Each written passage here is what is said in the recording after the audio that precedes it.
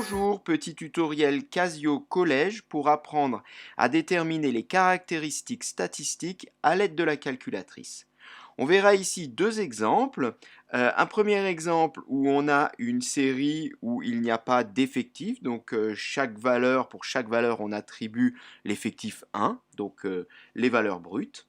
Et une deuxième série où par contre là, chaque valeur aura un effectif. On pourra par exemple être mené à calculer une moyenne pondérée. Commençons donc par la première série, on la voit donc avec les valeurs 12, 9, 12, 10, 8 et 15. Et donc on souhaiterait afficher à l'aide de la calculatrice les différentes caractéristiques telles que la moyenne, la médiane, l'étendue, etc. Alors, pour cela, il faut aller dans Menu sur la calculatrice et choisir le deuxième onglet 2, donc, qui va donc nous permettre de faire des statistiques. Voilà, on choisit donc statistique à une variable, 1, et là apparaît donc un tableau à compléter. On va donc y mettre dans la première colonne toutes les valeurs de notre série. C'est parti. 12, 9, 12,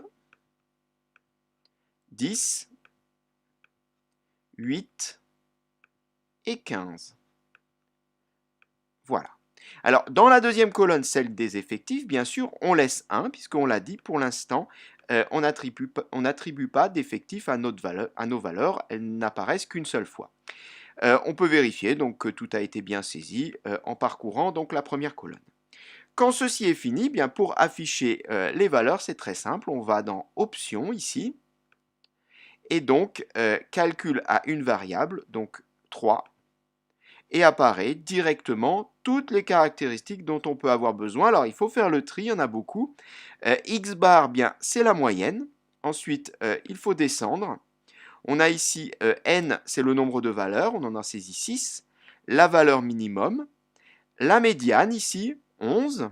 Alors on a Q1 et Q3, cela s'appelle les quartiles.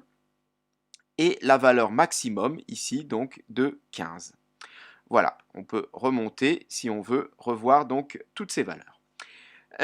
Passons au deuxième exercice, cette fois-ci donc avec des valeurs, on le voit, pour lesquelles on attribue un effectif. Par exemple, la valeur 10 apparaît 5 fois puisqu'on voit que l'effectif est égal à 5. Alors que la valeur 18, elle, a un effectif seulement égal à 2. Alors, on va retourner donc dans Options, ici. On va donc tout supprimer, donc toutes les valeurs qu'on a saisies, et on va en saisir de nouvelles. En commençant donc par la première ligne qui se saisit dans la première colonne. C'est parti. Donc la première valeur est 10, puis 12, 14, 16 et 18. Voilà. Et ensuite, donc, on va dans la deuxième colonne. Et là, on va bien faire correspondre à chaque valeur son effectif. Pour 10, on a dit effectif de 5. Pour 12, c'est 4. Pour 14, c'est 9. Pour 16, c'est 8. Et pour 18, c'est 2. Voilà, on a fini. Donc là encore, on peut remonter pour vérifier que tout est en ordre.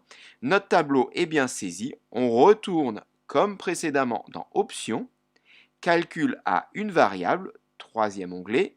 Et à nouveau, on voit apparaître toutes les caractéristiques, les unes en dessous des autres, comme tout à l'heure. Donc on a la moyenne en tête, ceci c'est plus pour le lycée, tu descends donc pour voir les autres caractéristiques.